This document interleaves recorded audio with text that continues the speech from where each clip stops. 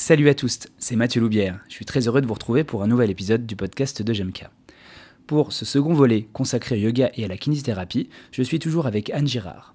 Dans cet épisode, nous rentrons dans le vif du sujet en évoquant la place du yoga spécifiquement en kinésithérapie, comment il peut être utilisé, quels peuvent en être les avantages et les inconvénients. Anne nous parle également de la formation qu'elle propose pour intégrer les séances de yoga à la rééducation. Comme d'habitude, n'hésitez pas à nous mettre une bonne note sur votre application de podcast, à commenter et à liker. Je vous souhaite une très bonne écoute.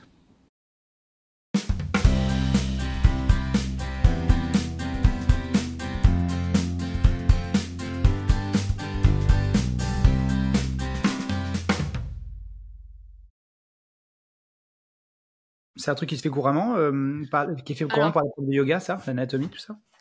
Non, non parce que par manque. Alors même si certains sont formés, peut-être par manque d'assurance, par manque de connaissances. Après, moi, j'ai déjà assisté à des cours concrètement où le prof de yoga se trompait sur des termes anatomiques de base et pour moi, c'est assez dommage quand même.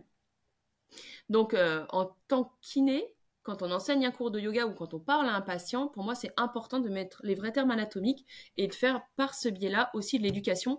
Et ça, je trouve ça hyper important, en fait. Je vais dire les patients, mais les gens qui viennent en cours ou les patients aiment ça et en redemandent, du coup. Et quand on parle de rétroversion, antéversion, pour moi, c'est un terme, je parle de celui-là, mais ça peut être autre chose. C'est complètement banal, anodin et compris par tout le monde. Et donc, on s'est peut-être égaré de la question. Non, justement, j'allais revenir à monsieur dessus. Donc, très concrètement, est-ce que, par exemple, quand tu estimes qu'un patient ou une patiente pourrait profiter d'une posture, est-ce que tu vas lui dire, donc c'est une posture yoga que je vais vous montrer, est-ce qu'ils sont en demande parce que du coup, ils te connaissent, ils savent que tu fais aussi ça? Comment ça se passe? Même s'il y a un biais de sélection, je pense, avec tes patients. Oui, alors il y a un biais de sélection parce que déjà, je travaille essentiellement avec des patients douloureux chroniques. J'ai une grosse population féminine puisque je travaille aussi en rééducation périnéale, notamment dans la prise en charge de l'endométriose avec des douleurs chroniques. Donc, évidemment, j'ai une patientèle particulière. Néanmoins, j'ai aussi beaucoup de gens qui viennent avec des pathologies musculo-squelettiques, et donc hommes-femmes. Et je leur dis, pas forcément en fait, parce que on commence des fois par juste donner un exercice de respiration, et puis finalement je sais pas si je vais forcément donner une routine complète de yoga ou si je vais juste leur donner, entre guillemets, on va faire ensuite de l'hypnose appliquée à la kiné par exemple, et du coup je vais pas forcément m'orienter vers le yoga pour tous les patients. Quand après je donne une posture de yoga, je leur dis ben voilà, c'est une posture de yoga, ça s'appelle comme ça, et en général les gens sont intéressés et en redemandent.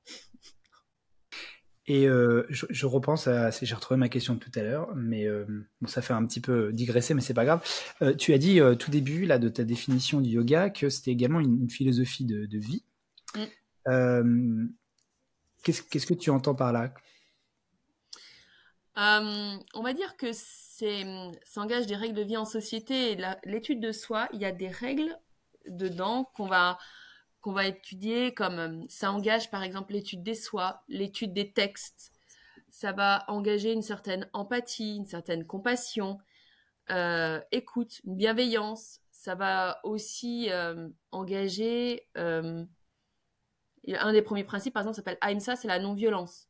Alors ça paraît tout bête, hein, mais c'est la non-violence déjà envers soi, donc être à l'écoute de ses besoins, la non-violence envers les autres, peut-être être mesuré dans ses propos, dans ses paroles, dans ses actes. Enfin, tu vois, c'est tout ce qu'on va pouvoir déployer. Il y a par exemple Santosha qui est le contentement. Qu'est-ce que ça veut dire le contentement pour toi? Dans ton quotidien, dans ta pratique, dans ta vie professionnelle. Enfin, il y a donc il y en a 5 de chaque côté, règles de société et études de soi, qui font partie des branches du yoga. Il y a 8 branches dans ce qu'on appelle, alors on va partir, mais ça s'appelle le système Ashtanga. Et donc il y a 8 branches, et les 2 premières branches, ce sont ces règles de vie en société et d'études de soi. La 3e, c'est les postures. La 4e, c'est les pranayamas, c'est tous les exercices de respiration. Ensuite, il y a la méditation, et les autres vont être des pratiques qui vont encore plus aller dans ce changement de focus attentionnel. Donc nous, on va rester plutôt dans les premières branches, mais c'est encore une façon de dire que dans ce système, à 8 branches, les postures, ce n'est qu'une seule. branches. Et dans un cours de yoga, de fait, cette philosophie-là, elle est enseignée ou pas? Parce que, en fait, ça me rappelle beaucoup, moi, les règles de vie qu'on a au karaté, par exemple, avec le Ah oui. respect de l'adversaire, etc. Mais c'est pas vraiment dit, même si c'est écrit un petit peu comme des préceptes. Est-ce que comment c'est transmis? C'est via les postures, Alors, c'est via le discours que tu as? je pense que ça dépend des enseignants. Moi, par exemple, mes cours sont construits avec des thèmes. Et donc, en fait, c'est quelque chose que régulièrement, je rapporte dans les thèmes. Donc, il va y avoir un focus particulier sur, je sais pas moi, le contentement, et on va aller le travailler. Et par exemple, ça va être peut-être dans le cours, peut-être que je vais inclure des choses très difficiles, mais que peu importe où vous arrivez, l'idée, c'est de faire le maximum possible en fonction de vos capacités du jour. Et voyez que c'est aussi ça le contentement. Enfin, tu vois, du coup, je l'inclus comme ça. Donc, ça dépend des profs. Moi, je sais que pour moi, c'est tellement indissociable que je pense que je le fais naturellement.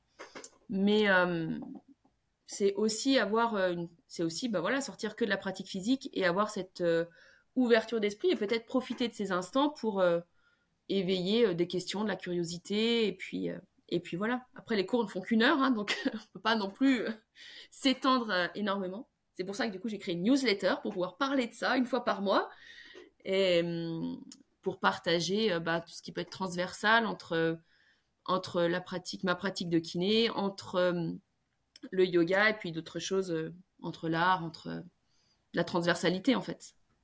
Mais ça, par contre, c'est aussi c'est passionnant. Oui, bien sûr. Je pense qu'il y a une horizontalité qui est possible entre les différents domaines qui se touchent.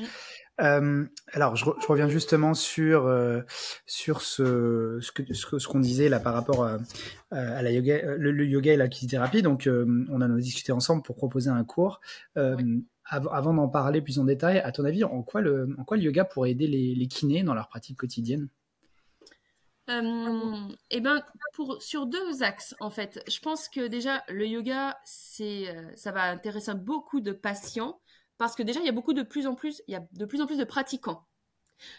Ce qui veut dire qu'il y a aussi de plus de gens qui se blessent au yoga. Parce que c'est pas, peut-être que c'est mal connu, mais en fait, mal positionné, c'est comme tout le reste. En fait, on peut se blesser. Donc, avoir des connaissances dans sa pratique professionnelle pour pouvoir reconseiller corriger une posture, moi, ça me semble très intéressant. Et c'est pour élargir aussi sa palette. Et pour moi, c'est aussi le fait que ça va intégrer la santé mentale, la gestion du stress via la respiration, la méditation. Donc, en fait, on ouvre le champ d'action, pas que sur la prise en charge physique, mais sur une prise en charge plus globale. Et d'une part, et je pense que les kinés ont aussi envie d'avoir des activités hors convention et peut-être la possibilité de donner des cours, peut-être la possibilité de travailler en entreprise et d'amener ce genre de contenu aussi.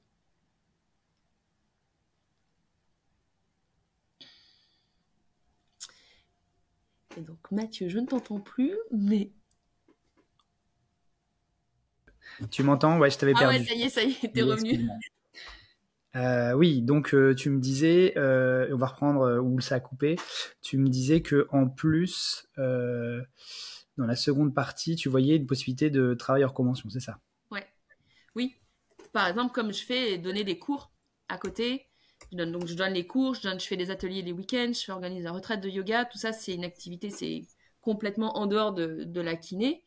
Mais c'est aussi, moi je travaille avec un complément d'honoraires, et c'est aussi amener des compétences en plus qui peuvent valoriser notre champ d'expertise. Donc pour moi, on a tout à y gagner. Évidemment qu'il faut avoir un intérêt particulier pour le yoga. Il ne faut pas venir uniquement dans un but financier, ça ne marchera pas. Mais en tout cas, je trouve que c'est très complémentaire. Et aussi, je pense aux sportifs qui viennent pour aussi tout ce qu'on voit en activité croisée et la prise en charge de la travail de mobilité fonctionnelle. Et donc, on fait du gain articulaire et du travail de renforcement profond. Voilà ce qu'on pourrait faire, mais peut-être autrement. Mais en tout cas, le yoga est beaucoup intégré. Je pense à certains clubs de sport ou certains clubs, je pense au trail et au running, où on voit régulièrement maintenant le cours de yoga axé mobilité spécifique hanche, cheville, par exemple. mobilité du dos, renforcement du tronc, du corps, et où ça va inclure aussi une certaine préparation mentale, gestion du stress, gestion de la compétition. Donc en fait, c'est aussi ça qui peut être, ça peut être aussi amené par ce biais-là. Est-ce qu'il y a des genres de routines de posture, un peu comme on a dans le tai chi par exemple, où tu sais, tu as des espèces de, pas des katas, mais tu vois ce que je veux dire, un Ouais, ensemble de... si. Il y a les salutations, ce qu'on appelle la salutation au soleil, c'est un enchaînement de plusieurs postures assez simples et qui peut être modulé d'ailleurs, où on va retrouver de la flexion du tronc, on va retrouver de l'extension, on va retrouver posture sur les mains, on va retrouver déjà de l'équilibre sur les deux pieds, tout simplement, reconnexion au souffle. Donc la salutation au soleil, c'est un échauffement très simple, il y a plusieurs variations, mais ça, c'est déjà quelque chose de base qu'on peut proposer. Après, il y a toujours les respirations classiques que moi je propose de cohérence cardiaque. On l'utilise sous un autre nom, mais c'est un exercice de respiration, c'est un des pranayamas. Et ensuite, assez rapidement, on vient travailler. Je parle de la respiration carrée, par exemple, où on va visualiser un carré et travailler sur des temps de respiration égaux, avec une inspire, rétention, poumon plein, une expire, une rétention poumon vide pour focaliser l'attention. On pense à sa respiration et à la visualisation du carré. Il y a moins de place pour toutes les idées qui peuvent passer. Que ce soit dans un contexte de peur, dans un contexte d'angoisse, dans un contexte de difficulté d'endormissement, etc., etc. Donc, quand les gens ont une routine de yoga, souvent, avec moi, ils ont souvent au moins l'exercice, plus 2 ou 3 exercices de respiration, suivant le contexte. Et en fait, l'idée, c'est leur construire une boîte à outils. Et qu'en fonction de ce qu'ils ont besoin, ils aient la boîte à outils la plus large possible quand on a fini notre prise en charge. Et plusieurs exercices de yoga, posture de yoga, la salutation au soleil, mais surtout ce qu'ils ont besoin en spécifique. Ok. Avec tout ce que tu m'as dit là, comment donc tu vas présenter un cours, comment tu l'as construit ce cours pour les kinés qui vont venir participer?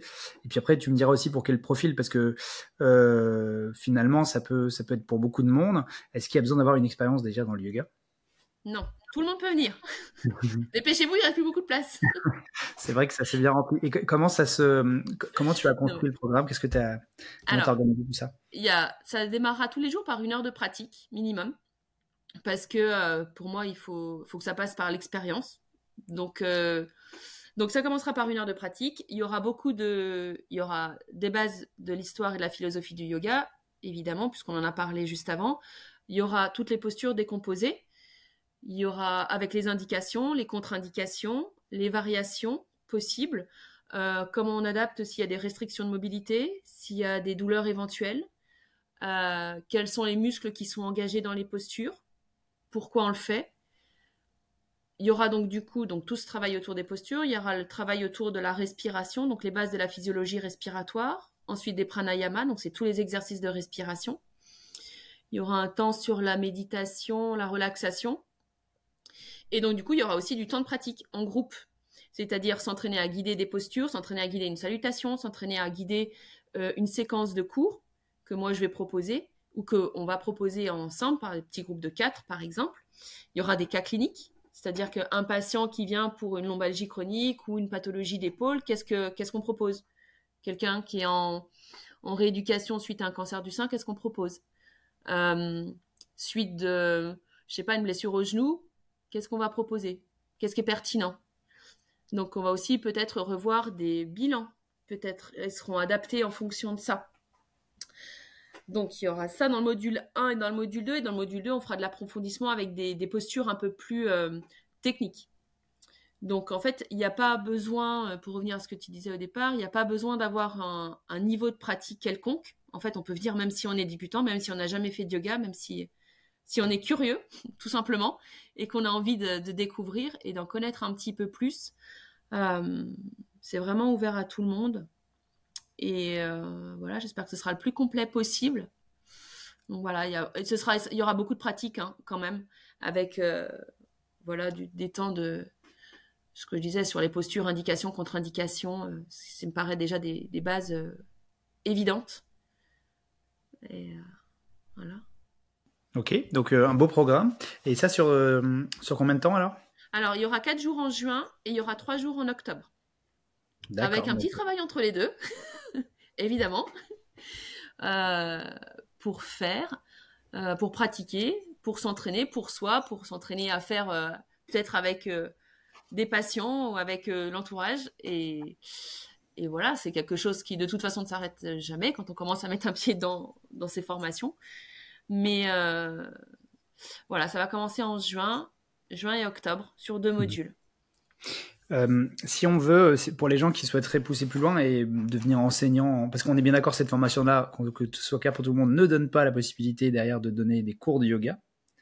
Il faut un diplôme pour donner des cours de yoga. Comment ça se passe? Alors non, les gens pourront donner des cours de yoga complètement. D'accord, ok. Alors on a le titre de kinésithérapeute Mhm. quand même, et on peut donner des cours de yoga. Après, moi j'ai commencé à donner des cours de yoga avant d'avoir mon diplôme de 200 heures certifié Yoga Alliance, par exemple. Parce que pour être prof, on va dire, il n'y a pas de brevet d'état de prof de Non, yoga. Ça marche comment? non, En fait, c'est des diplômes d'école, c'est pas codifié, c'est pas D'accord. légiféré. Mhm. C'est pour ça qu'on trouve de tout, D'accord. virgule de n'importe quoi parfois. Mais Mhm. du coup, c'est pour ça qu'il faut. On peut donner des cours complètement si si on a suivi déjà une formation qu'on se sent légitime, on peut se lancer. Mhm. Donc d'ailleurs, dans la formation, il y aura aussi un grand temps de comment on construit un cours en fonction du thème, en fonction d'un thème si on veut le donner, et comment on guide, comment on fait tout ça, comment on construit un cours. Donc ça, c'est des axes importants. Donc moi, j'ai fait la première formation de yoga pro de santé. J'ai donné les cours là, un mois après. Et il faut se lancer D'accord. tout de suite d'ailleurs. Ah oui, oui, comme ça, c'est Parce que sinon, Mhm. on n'ose pas, on n'ose plus, on perd ce qu'on a appris. Et donc, au contraire, quand on fait ce genre de formation, il faut se lancer tout de suite, même à donner un petit groupe de patients, même dans le club de sport où on va, et faut y Mhm. aller. D'accord. Mm. Ok, bah c'est bon à savoir. Donc il y a plein de choses intéressantes et je pense que tu vas avoir une flopée de gens qui vont vouloir s'inscrire après ça, c'est sûr. Tant mieux. Euh, Est-ce que tu voulais rajouter quelque chose sur le yoga en général ou en particulier? Quelque chose que tu n'aurais pas été dit avant que je te pose des questions qui sont hors champ, on va dire. Je pense que j'ai à peu près fait le Ouais. tour de tout ce que je voulais dire. Ok. Ouais. Alors, pour parler de toute autre chose, j'aime bien poser cette question depuis quelques interviews. Demander aux personnes avec lesquelles je discute si tu aurais un livre, soit en rapport, soit sans rapport, avec que tu voudrais nous partager, un livre que tu as bien aimé récemment, ou une Alors, référence. ça, c'est une question difficile parce que des livres, il y en a Bah toujours oui, plein. bah oui, bien sûr. Ça Trop. peut être plusieurs. Allez, j'en ai 3. Ah ok, bon Donc, c'est il y a bon. celui que Attends, j'ai oui. énoncé tout à l'heure, qui s'appelle Le yoga, nouvel esprit du capitalisme, de Zineb Fashi. Et en Mhm. fait, c'est une petite encyclopédie critique sur le monde du yoga et l'évolution du yoga en Occident. Il est hyper intéressant pour aussi déconstruire beaucoup d'idées reçues et ce dont on parlait notamment au début d'interview. Il est là, il est vraiment super. C'est un livre que je recommande plus. Il y a dans le monde du yoga toujours un livre qui s'appelle la Bhagavad Gita. Donc la Bhagavad Gita, c'est un texte référence dans le monde du yoga. Et moi, j'aime beaucoup celui de Colette Poggi qui s'appelle la Bhagavad Gita ou l'art d'agir. C'est cette idée, ce double mouvement d'observation et d'action. C'est d'être dans l'agir plutôt que dans le réagir. Et j'adore Colette Poggi. Elle est docteure en philosophie indianiste et sanscrite. Elle enseigne les philosophies du yoga. Et elle parle surtout avec le champ lexical de la musique, qui est un axe que j'adore aussi. Et donc, elle a tout ce champ lexical de la musique dans ce livre, qui est un petit livre, hein, et qui est très intéressant. Et un autre livre qui n'a pas à voir avec le monde du yoga, mais que j'ai lu il y a quelques années, que j'ai relu il n'y a pas si longtemps, qui s'appelle Matin clair, de Pedro Correa, et qui est ensuite en sous-titre, c'est écrit Lettre à tous ceux qui veulent changer de vie. Et il est vraiment chouette, ce livre. Je sais pas si tu le connais, Non, ou je ne cet connais pas. auteur. Non, non. C'est quelqu'un qui a fait ses études dans le monde, qui était ingénieur et qui, à la suite de transformations personnelles, notamment le décès de son papa, a commencé à se questionner sur est-ce que son travail en tant qu'ingénieur, c'est vraiment ça qu'il voulait faire. Et en fait, il raconte son évolution, qu'il n'y a pas besoin de plaquer de tout du jour au lendemain, mais que c'est aussi un chemin et de savoir ce qu'il voulait faire. Et c'est bien écrit. C'est aussi un petit livre. et il est assez, comment dire, il est plein d'optimisme. Ok, super. Donc, on a trois idées de lecture. Je te remercie. J'en attendais pas tant, mais ça me fait plaisir. J'ai une J'aime bien bibliothèque terminer. entière, attends, si tu veux. De quoi? Il y a une bibliothèque entière derrière. Ouais. Non, mais moi, c'est pareil. Je suis un gros consommateur de livres et si on me posait la question, qu'on me demandait de choisir, je crois que j'en serais absolument incapable. Ouais, Donc, tu vois. je compatis. Mais parfois aussi, savoir sélectionner, ça permet aussi de se poser des questions et donc se recentrer sur ce qu'il y a d'important. J'aime bien terminer mes discussions avec deux questions, le coup de la baguette magique. Et donc, Ouais. pour ceux qui, la première fois, nous écoutent et ont réussi à tenir jusque-là, on les remercie déjà. Ouais. Et si je te donne une baguette magique, tu pouvais changer quelque chose dans ton parcours professionnel, d'une part, et au niveau de la profession en général, qu'est-ce que tu aurais aimé faire? Alors, sur mon parcours professionnel, eh ben, j'y réfléchis et je crois que je ne changerai rien. Tout simplement parce que même si toutes les formations, au final, j'ai pas tout utilisé parce que tu gardes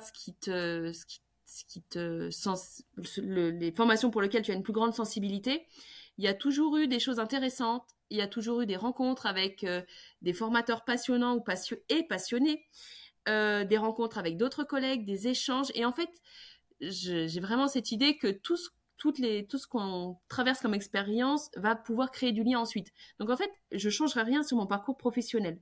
Vraiment, je crois que j'ai quand même eu de la chance de pouvoir faire beaucoup de formations, de travailler dans différents milieux où ça c'était toujours riche d'apprentissage. Et maintenant, je regarde aussi avec un autre œil, peut-être plus de discernement aussi, mais je trouve que, je changerai rien. Honnêtement, je changerai rien et je suis même curieuse de voir ce qui se passer ensuite du coup, de voir comment toutes les interactions nourries année après année dans différents endroits se mêlent, comme notre podcast aujourd'hui finalement. Si quand j'ai fait thérapie manuelle il y a quelques années, maintenant on s'était dit ça, je m'étais dit ça, jamais j'y aurais pensé. Donc tu vois, c'est toujours assez drôle de voir tout ça aussi sous ce regard-là. C'est sûr. Oui, je suis tout à fait d'accord. Et au niveau, tu me réponds ce que répondent souvent les gens. Hein. Finalement, on se Ouais. construit de tout. En fait, on se construit son histoire, de ses échecs, de ses réussites. Et au niveau de la profession, s'il y avait un truc que tu aurais aimé changer d'un point de vue professionnel? Oh, peut-être une meilleure reconnaissance, une meilleure valorisation de nos connaissances et peut-être plus d'autonomie. Oui, je dans crois nos aussi que c'est un professions. truc. Ah ouais. Ouais, peut-être que c'est un truc qui serait bien pour nous, hein, d'être mieux reconnu.